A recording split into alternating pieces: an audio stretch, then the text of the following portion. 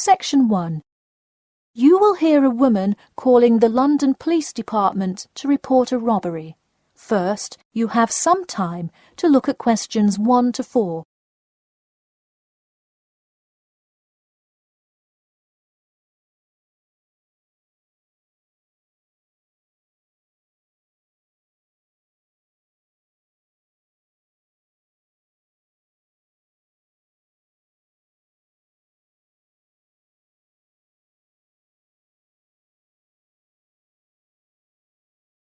You will see that there is an example which has been done for you.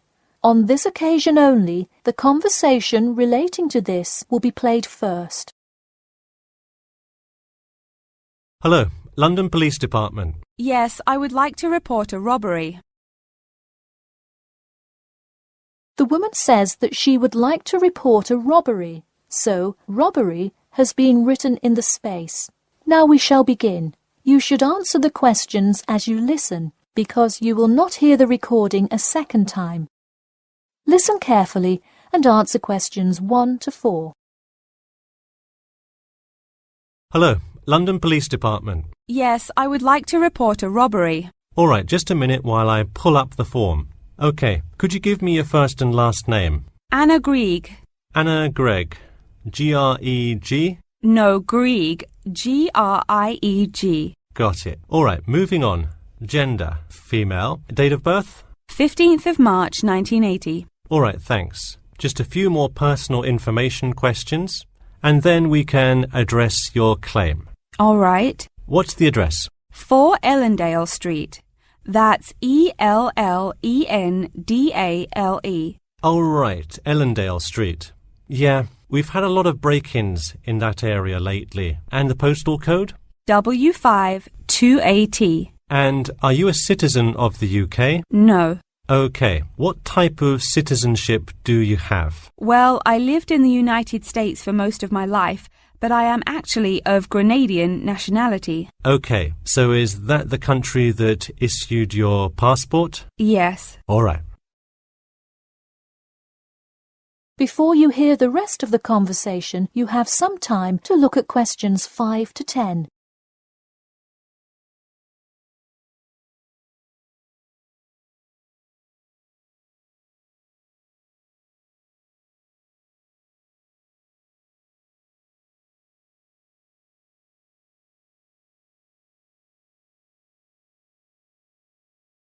Now listen and answer questions 5 to 10.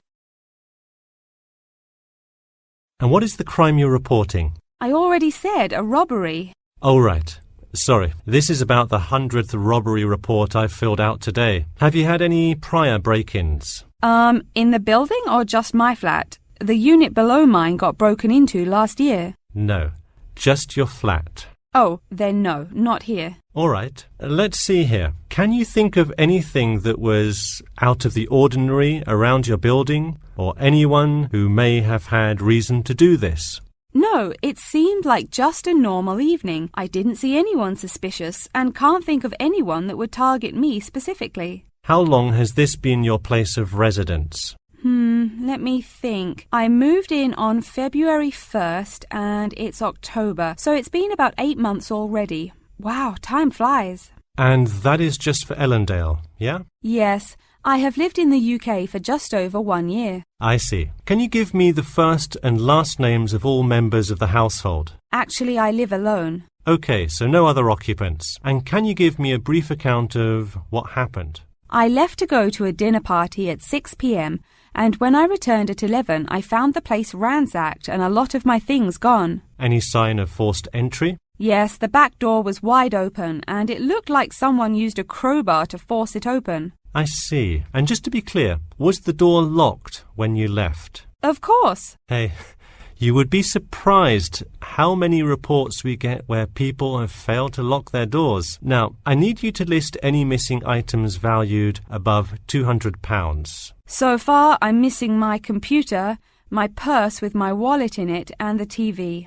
OK, let's start with the computer. What is the estimated value? £500. And what is the serial number? G41687770. Thank you. And a visual description? It is a black 13-inch PEMDAS cloud book. There is an Oxford sticker on the lid. OK, and could you give me a description of the purse? Sure, it's a Claude Frieda shoulder bag and the material is silver-coloured cloth. Price? £300. OK, that concludes my report. I'll submit it and we'll let you know of any developments.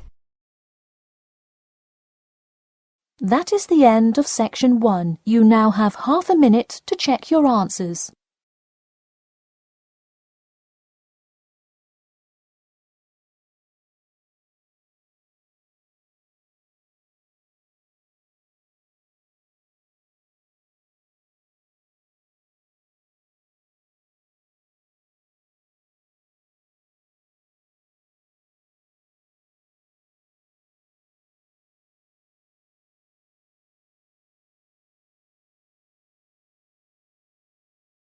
Now turn to section 2.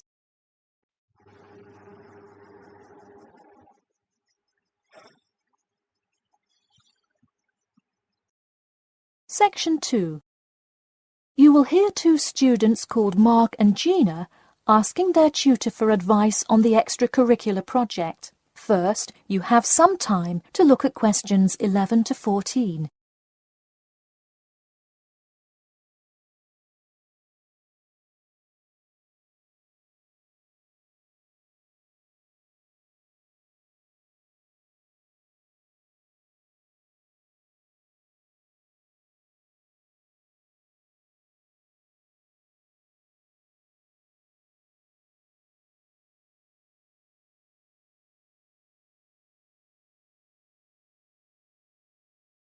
Now listen carefully and answer questions 11 to 14. Hi Mark. Hi Gina. What can I help you with? So we were hoping you could help us with this extracurricular project. Sure. What is the topic? Attending business school. This sounds like a great idea. So you're going to explain the requirements for getting into business school? Not exactly. It will be more broadly about the experience, the academics, accommodation, and social experience that comes with being part of the business school. I see. So would your audience be the general public? Well, we would probably want more to focus on members of the institution. We would especially like to reach individual applicants to the business school. I see. Now, what form will this information be? You could give a talk to all the summer courses. All you'd need is permission from the course director. Or you could pass out information outside the student union. Those are both good ideas. What about sending out pamphlets in the mail? Most college students never check their mail. Maybe you could make a video and show it on campus. That's a great idea. We'll do the video. Great. And as members of the business school, do you have an incentive to attract new students? If so, this idea is a great way to do that. No, the idea actually came about because of how much students like us worry about their studies. Yeah, when I got into business school, there were a lot of things I had not prepared for, so the video would cover a lot of things Mark and I wish we had known upon entering business school. Right. Before you hear the rest of the talk, you have some time to look at questions 15 to 20.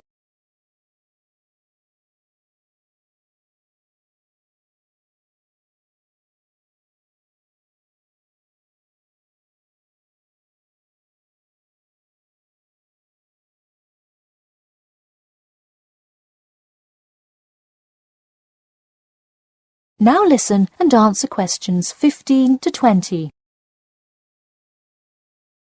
What would you talk about first? The first and probably most important section would be academics. Good idea. So, would you provide guidance on what courses to take? We want to focus especially on the approaches professors take, their teaching methods. It is far different than what students are used to in high school and even in liberal arts college. Good idea. And how long do you think you would spend explaining academics? We'll probably spend 7 minutes on it. We also have some ideas for talking about housing, food options and stuff like that. We're not really sure how to tie it all together though. I think it would be suitable to title that section Accommodation. What do you think? That could work. We'll definitely describe the different dining options at the cafeteria, and then walk students through flats and the grueling process of finding one near the business school campus. Okay, so we would cover specifics on the cafeteria as well as flats. I think those are both helpful. We could spend about 6 minutes on accommodation and be sure to touch on those specifically. Great. Is there anything else you would talk about? We definitely want to go over the social aspect of attending school here. Of course. I think it's good to have a little fun once in a while when you're working so hard in school. I think we are going to introduce new students to the disco that so many upper-class men know and love. Maybe we'll include a few other places too, but that's the main one. We're also going to invite students to the international evening taking place in the first week of school as a great chance for our large international student population to meet a lot of other new students. It can definitely be hard to meet people as an international student. I think that is a great idea. You may want to spend slightly longer on this section than the other two. How about 8 minutes? That sounds reasonable. So overall, the introduction should take 3 minutes and then the conclusion should take 4, giving us a total of 28 minutes. I wouldn't rush your introduction. Maybe give it between 4 and 6 minutes. The conclusion, though, can be shorter since it's just a quick refresher of each of the topics. Give that not more than 2 minutes. Okay, so in total, the video should take about the same time, just more intro and less conclusion? Precisely. All right, we're going to get to work on our video. Thanks for your help. That is the end of section 2. You now have half a minute to check your answers.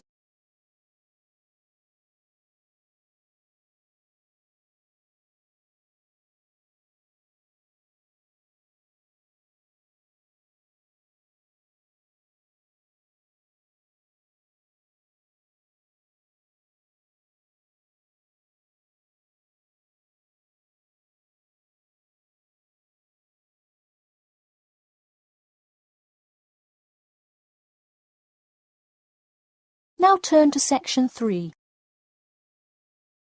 Section 3.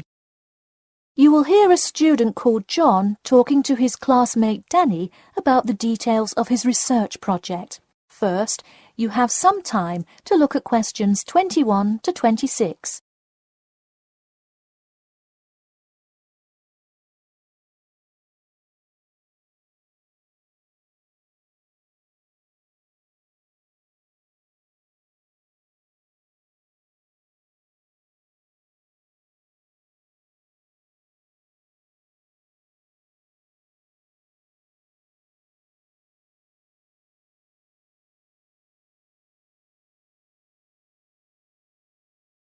Now, listen carefully and answer questions 21 to 26. So, tell me about your research project, John. I created a questionnaire for the study to determine people's opinions of the relative feasibility of earning a living in Brisbane. Oh, cool. How is it scored? Are they all multiple choice questions? Well, the questions consist primarily of yes or no responses. There are 2 free response questions at the end. Participants will use a computer to fill in their answers. That way, it is really easy to analyze the data afterward. Great. It sounds like you have a pretty solid idea of what you should do. Just don't forget to submit a copy of your plans to Professor Curran by the 15th. Oh, I almost forgot. You don't do it for the high grade or appraise, but he can review and give you feedback. Right, that will be helpful. He has been conducting studies like this for 30 years now. Yep. Oh, and I'm curious. Are you going to be in the room giving subjects directions for the questionnaire? Well, I think the instructions will be provided by another representative who will not be analysing the data. I want them to feel they can answer and be completely anonymous, so I will not be in the room. Anonymity is really important for this study. I agree. Good idea. You should tell the representative to remind subjects to fully consider both sides of each issue. Sometimes it's really easy to immediately check yes or no without stopping to think about it completely. That's so true. It's like a race to finish the questionnaire first or something. I'll make sure to include that in the instructions. This report has to be perfect. Wow, what's the big deal? I know it's part of your grades and all. Well, it's that, but also a well-executed study could grab the attention of faculty in the department, which would be a huge deal. So, for attention? No, silly. I mean, I could really gain the respect of professors who may later take me on as a graduate student in their labs. Oh, I see.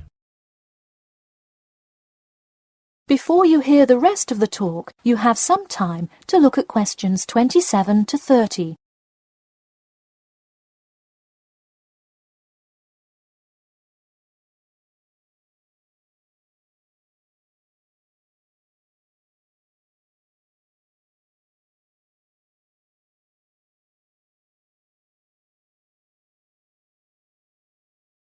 Now, listen carefully and answer questions 27 to 30. Let me take a look at the survey. Wow, this looks great. The map of the median income by region is a great tool. Where did you find it? Well, thanks. I read a lot of sources and just noticed this one in a small psychology journal called Modern Psychology. It's more helpful than the photo I added, but I think the photo is just so interesting. It was in the newspaper last year during that huge wage strike. It's great. Probably not necessary, but it looks great. I don't understand. What is WKRX's involvement here? Oh, the radio station agreed to sponsor the study if I play their station in the room. Wow, interesting. So you don't have to pay for any of this? Exactly. Nice. Where did you get that idea? Last month, at the Psychology Club Council meeting, someone talked about how easy it is to get sponsorship from local businesses, so I listened to their advice and called around. I'll have to remember that. Well, this all looks great. Good luck. That is the end of section 3. You now have half a minute to check your answers.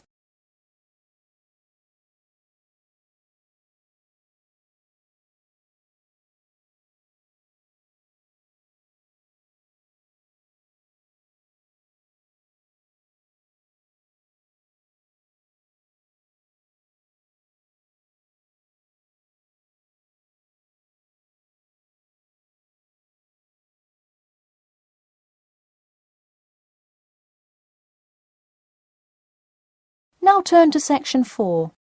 Section 4. You will hear the beginning of a lecture about the Pleasanton Town Market. First, you have some time to look at questions 31 to 40.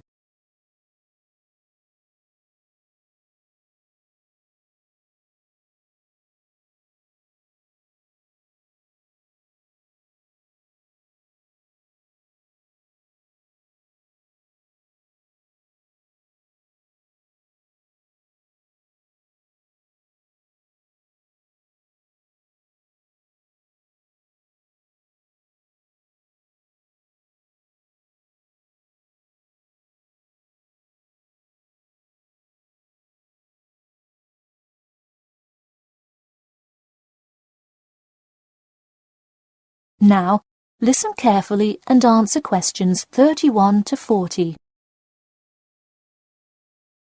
Good afternoon. In the last few lectures, we've been covering the social and political pressures that influenced the rise of the rebellion of 1679. Today, I would like to focus on the Pleasanton Town Market. Now, why are we talking all about some market? It's not like it was the first market ever, or even a particularly large market. The Pleasanton Town Market is important because it is often mentioned in the literature found in the library. If you have ever been there, you have probably seen all of the handcrafted items sold there now. But what was originally bought and sold in the town market?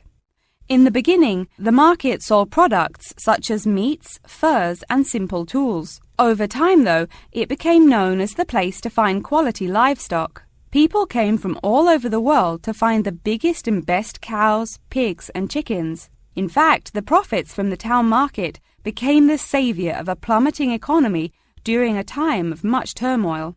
Not to be confused with the Reconstruction era, a period of rapid development came about in the 1660s as a result of the market's vendors contributing their profits to building up much-needed public facilities and defense, which would later make a huge impact on the outcome of the war. For many years, the market flourished and began to draw in large tourism crowds in addition to the throngs of livestock customers. However, as revolutions in farming came about, more people moved to farms far from the city centre. Customers grew more and more reluctant to travel all the way to the town centre for their meats, when they could easily choose to buy from local farmers near them for a fraction of the price. With such a fall in the profits of the town's major profit generator, some quality town planning was needed. In the mayoral election of 1668, a young man of little fame just barely claimed the popular vote, none other than the now legendary John C. Wiley. Wiley's first decision as mayor of Pleasanton was to deal with the quickly failing town market. The building with the large clock was a landmark that had symbolized growth in Pleasanton for a generation. Wiley decided to use the notoriety of the town market to set an example. During the historical Rotterdam Rebellion, Wiley gave all those involved lifetime prison sentences in the very same building. It stayed a prison for about 50 more years until they transported all remaining prisoners to other facilities and turned it into the historical monument today.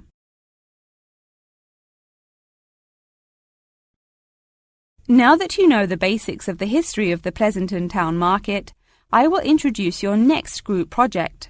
I want you to make a short film based on the real historical events that occurred in Pleasanton before and during the uprising. I will give you some class time to look through the library's reference section, but you will be responsible for conducting further research outside of class. I suggest starting by looking for information on the market itself. You'll find plenty of information. In fact, some students complain that there is actually too much information on it. On your own time, you could find family members of old war veterans to conduct interviews. Sometimes they provide wonderful insight that you wouldn't find in proper history books. But be careful, an interview that is riddled with bias is useless. I myself have some very old photographs here that you are welcome to take a look at for some inspiration. I'm lucky enough to own this one of Jim Wiley himself. Very interesting to see, but does not provide enough information to add much to your film. Feel free to take this film into whatever direction you choose. You could even do a crime thriller based on real outlaws. All you would have to do is look through the newspaper archives in the crime section during that time period. Try to get as much detail as you can, but you may end up having to draw your own conclusions. Okay, that's enough from me, so let's go on to... That is the end of section 4. You now have half a minute to check your answers.